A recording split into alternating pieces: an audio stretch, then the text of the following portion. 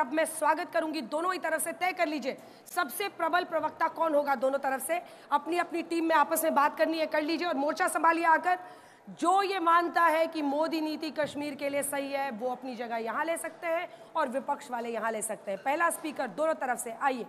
ज्यादा कंफ्यूजन है नहीं इसमें, सबको समझ में आ रहा है कि कौन अपनी अपनी पार्टी की तरफ से जबरदस्त तरीके से अपनी बात रखेगा। और रविंद्र रैना जी, आपके पास 2 मिनट है, आपका समय शुरू होता है अब। माननीय प्रधानमंत्री मोदी साहब की जो कश्मीर नीति है वो राष्ट्र नीति है। राष्ट्र नीति का एक बहुत महत्वपूर्ण जो भूमिका रहती है वो मोदी साहब ने 2024 में प्रधानमंत्री बनने के बाद उसका प्रमाण दिया है। मोदी साहब के प्रधानमंत्री बनने से पहले कश्मीर को कहा जाता था कश्मीर प्रॉब्लम। मोदी साहब के सत्ता में आने के बाद कहा जा रहा है कश्मीर में प्रॉब्लम, जैसे किसी जगह कोई प्रॉब्लम।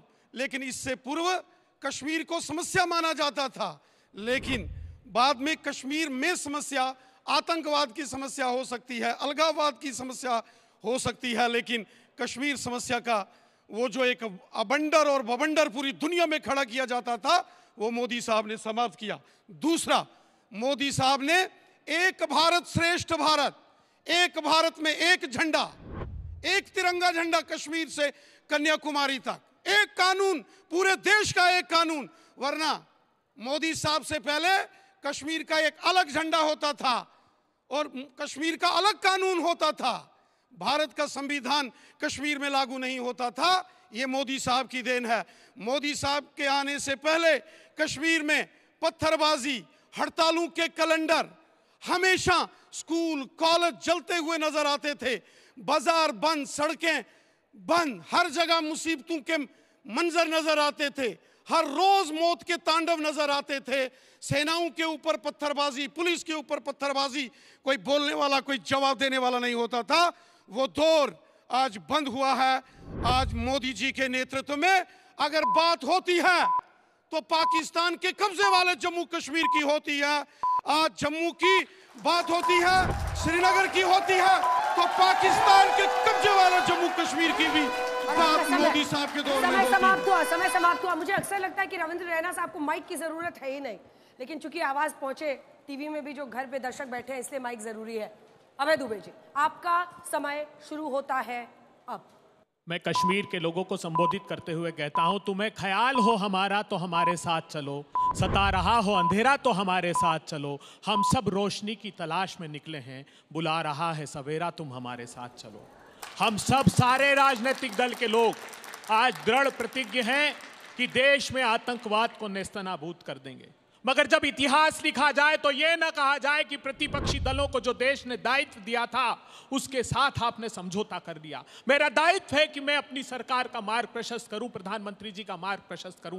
भारतीय जनता पार्टी के लिए देश प्रथम कभी भी नहीं रहा रैना साहब। भारतीय जनता पार्टी के लिए प्रथम रही सत्ता की भूख। जब कश्मीर में गए तो सबसे पहला निर्णय क्या लिया? जब वहां पर सरकार नहीं थी तो एक मसर्रत आलम नाम का आतंकवादी था, उसके प्रिवेंटिव डिटेंशन का ऑर्डर सुप्रीडेंट ऑफ पुलिस ने दिया, उसको नकार दिया और उसको छोड़ दिया। कांग्रेस पार्टी ने तब भी कहा था कि यह आतंकवादी घातक है, इसका प्रिवेंटिव डिटेंशन के ऑर्डर को आप स्वीकार कीजिए, नहीं स्वीकार किया। दूसरा निर्णय क्या लिया? दूसरा निर्णय लिया कि सत्ता की भूख मिटानी थी तो यह कहा कि यहां के जो अलगाववादी नेता हैं, हुर्रियत कॉन्फ्रेंस के लोग हैं, ये स्टेक होल्डर्स हैं, यह कहा कि आर्टिकल 370 को बरकरार करेंगे, रखेंगे, यह कहा कि एफस्पा को रिव्यू करेंगे, arm forces special power act को रिव्यू करेंगे। तो इसलिए यह कहना कि प्रधानमंत्री जी ने 2 विधान और 2 निशान के सामने शपथ नहीं ली तो यह बात झूठी है। उन्होंने पहली सत्ता की जब भारतीय जनता पार्टी ने भूख मिटाई तो शपथ ली। और जहां तक श्यामा प्रसाद मुखर्जी का प्रश्न है तो उन्होंने भी कभी इस नाते अपनी सत्ता से इस्तीफा नहीं दिया। 5 मार्च 1948 को राजा हरि सिंह ने कहा 2 निशान 2 विधान रहेंगे, वो सरकार का हिस्सा थे। 15-16 मई 1949 को सरदार पटेल के घर पर आर्टिकल 370 निगोशिएट हुआ, आर्टिकल 36 पहले था। वेरवर श्यामा प्रसाद मुखर्जी और द कैबिनेट मिनिस्टर और उनकी हस्ताक्षर से भारत का संविधान आया। तो झूठ की बुनियाद पर कश्मीर की बात रखी, मैं अगली आगे की बात अपनी विस्तार से इस पर रखी। ठीक है, तालियां बजाइए भाई, कम से कम अपने स्पीकर के लिए तो आप लोग उनकी बात के लिए सपोर्ट कीजिए। आप लोग दोनों अपनी जगह पर बैठ सकते हैं। अगले राउंड को स्पीकर्स को बुलाने से पहले हम लोग इसमें युवा नेता भी चुनते हैं। कौन बनेगा युवा नेता? इधर से 1-1 मिनट के लिए वहां बोलना भी है, ठीक है? अब आप दोनों आपस में बात कर लीजिए, क्योंकि मैं चेहरा देख के तो चूज करना मुश्किल है। ये ज्यादा देर तक हाथ रख रहे हैं, इनको चूज कर ले। ठीक है, आप आइए, यहाँ नीचे आ जाइए, और ये वाली टोपी आइए, आपको नेता वाली टोपी पहनाते हैं। ठीक है, इधर से ये लीजिए टोपी, आप पहनिए, और आप लोग अपने अपने पक्ष में या विपक्ष में जो भी आप मानते हैं आइए। 1-1 मिनट का वक्त आपको मिलेगा, और आज देखते हैं कि आप दोनों में से कौन ज्यादा चमकता सितारा है भारत की युवा राजनीति का।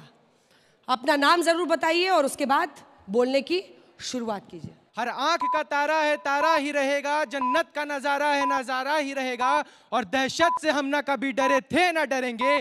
कश्मीर हमारा है, हमारा ही रहेगा, कश्मीर हमारा है, हमारा ही रहेगा।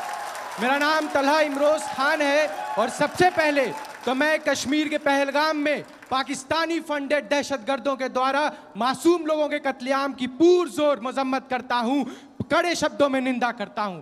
हमारी सरकार खूब मेहनत कर रही है, आने वाले दिनों में दिखेगा कि हमारी सरकार ने कैसे घर में घुस के मारा है। और मोदी जी ने कह दिया है कि आपने इमेजिन भी नहीं किया होगा जैसा सजा मिलेगा। और आप में दर्शकों को यह बता देना चाहता हूं कि जरूर इंटेलिजेंस फेलियर है, लेकिन आने वाले दिन में जैसे आज इंडस वाटर ट्रीटी को बंद करके पाकिस्तान को हम प्यासा मार रहे हैं, आने वाले दिन में हम नीचे से नेवल ब्लॉकेज करके उनका 9 दिन का फ्यूल खत्म करेंगे, और तब उन्हें समझ में आएगा कि उन्होंने किससे पंगा लिया है। आपका समय समाप्त हुआ, काफी सपोर्ट मिला, लेकिन सबसे दिलचस्प बात यह है कि आपके लिए इधर से भी 4-5 लोग तालियां बजा रहे थे। शुरुआत तो अच्छी की इन्होंने, हाँ, शुरुआत ठीक थी, चलिए ठीक है, इतना ही अगर आपको ऑपोजिशन से मिल जाए तो बहुत बड़ी बात है। और अब अपना नाम जरूर बताइएगा पहले। सोहेल अली राजपूत है। सोहेल अली राजपूत जी, आपका समय शुरू होता है अब। साथियों, आतंकवाद का कोई ना अमान होता, ना कोई धर्म होता, ना आतंकवाद हिंदू होता, ना मुसलमान होता, ना सिख होता, ना ईसाई होता। जो वहाँ पे जम्मू कश्मीर में इतनी बड़ी घटना हुई है, उसमें सिक्योरिटी ब्रीच हुआ है। देखो, ये जो सिक्योरिटी होती है सेंट्रल गवर्नमेंट के हाथ में होती है, क्योंकि वहाँ पे यूनियन टेरिटरी बना दिया, तो वहाँ पे सेंट्रल गवर्नमेंट की जिम्मेदारी थी कि उसको ठीक से पुख्ता करती। वहाँ पे की सारी इंटेलिजेंस फेलियर हुआ। हमारे पास रो है, NIA है, इनके पास पुख्ता जानकारी होती है, इनके पास इंटेलिजेंस होते हैं, पर उन्होंने उस पर स्टेप्स क्यों नहीं लिया?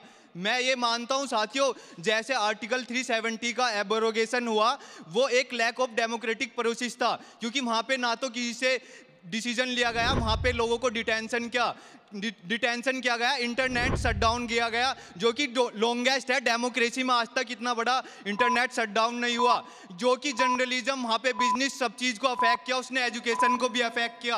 तो हम इसके बिल्कुल खिलाफ है, देश एकजुट होकर इसके खिलाफ लड़ेगा। आपका समय इसी के साथ समाप्त होता है, बहुत बहुत धन्यवाद। और अब देखो, अच्छा, उनको आपकी बात समझ रहे हैं, आराम से, ठीक है, कुछ बोलना है युवा नेताओं से, उनकी जो क्षमता दिखी है थोड़ा सा। मैं एक सवाल नहीं पूछूंगा, जो मन आपका, इट्स अप टू यू, पूछ सकते हैं, आप पूछ सकते हैं, बोल सकते हैं। अभी आपने 370 का क्या बोला था कि कश्मीर के लोगों से उन्होंने कंसल्ट नहीं किया? नहीं सर, मैंने कंसर्न इसलिए बोला, मैं आपसे सवाल पूछ रहा हूँ सर, सीधा जवाब दीजिए। आपने ये बोला कि नहीं? हाँ, तो जब 370 लागू किया था तो तब भी कश्मीर के लोगों से कंसल्ट किया था? तब तो आपका जन्म नहीं हुआ था। कौन सी किताब पढ़ते हैं? विकिपीडिया? सर, मैं 370 के अगेंस्ट नहीं हूँ, मैं 370 को चाहता हूँ हटना चाहिए था, बट एक democratic lack of democratic process था, तो जो कि वहाँ पे नेताओं को डिटेंशन किया गया। सर, डेमोक्रेसी तो बड़ी खतरनाक चीज है, कौन सा डेमोक्रेटिक प्रोसेस से हटाएंगे आप? नहीं सर, जो तरीका था मैं उसके खिलाफ हूँ, मैं 370 के खिलाफ नहीं हूँ। पूछ रहा हूँ आप क्या करते?